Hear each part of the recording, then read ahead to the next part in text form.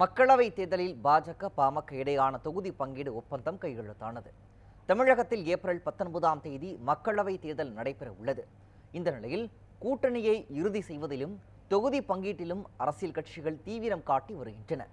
பாஜக தலைமையிலான கூட்டணியில் பாமக இடம்பெற்றுள்ள நிலையில் இரு கட்சி தலைவர்களின் சந்திப்பு நடைபெற்றது.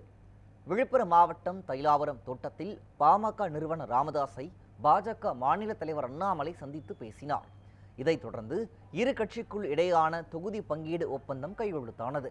அப்போது பாமக தலைவர் அன்புமணி ராமதாஸ், மத்திய இணையமைச்சர் எல் முருகன் ஆகியோர் உடன் இருந்தனர்.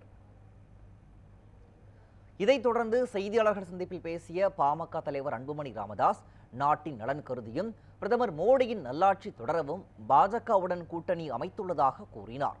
கடந்த 10 ஆண்டுகளாக தேசிய ஜனநாயக கூட்டணியில் பாமக அங்கம் வகித்து வருவதாகவும் தெரிவித்தார். 10 ஆண்டு காலமாக பாட்டாளி மக்கள் கட்சி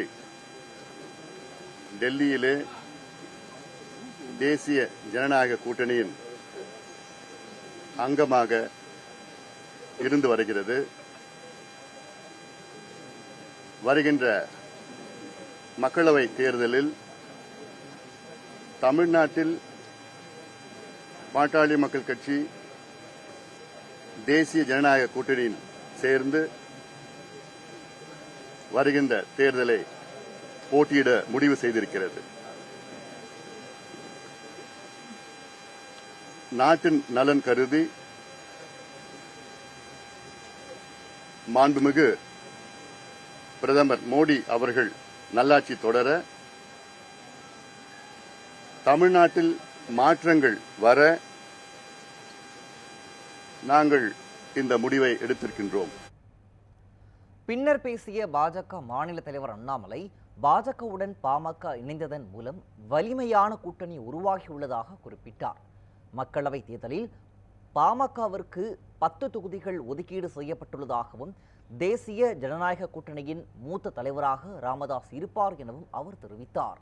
பாட்டாளி மக்கள் கட்சி நம்முடைய தேசிய ஜனநாயக கூட்டணியில் உங்களுக்கு தெரியும் 2014, 19 தொடர்ந்து களத்தில் இருக்கக்கூடியவர்கள், கடுமையாக தேசிய நலனுக்காக பாடுபடக்கூடியவர்கள்.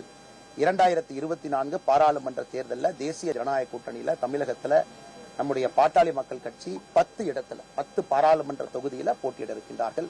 அதற்கான முடிவெடுக்கப்பட்டு ஐயா டாக்டர் ராமதாஸ் ஐயாவோடு ஒப்பந்தம் கூட கையெழுத்தாகி இருக்கிறது. டாக்டர் ராமதாஸ் ஐயா அவர்கள் தேசிய ஜனநாயக கூட்டணியினுடைய மூத்த தலைவராக இருக்க போறாங்க. மூத்த தலைவரா அவருக்கு இருக்கக்கூடிய அனுபவம், ஆளுமை திறன், களத்தில் உழைத்திருக்கக்கூடிய கிடைத்திருக்கக்கூடிய அந்த அன்பு தேசிய ஜனநாயக கூட்டணிக்கு இந்திய அளவுல வலிமை சேர்க்கும். தயவு செஞ்சு நீங்க தமிழ்நாடுன்னு யாரும் பத்திரிகை நண்பர்கள் பார்க்காதீங்க.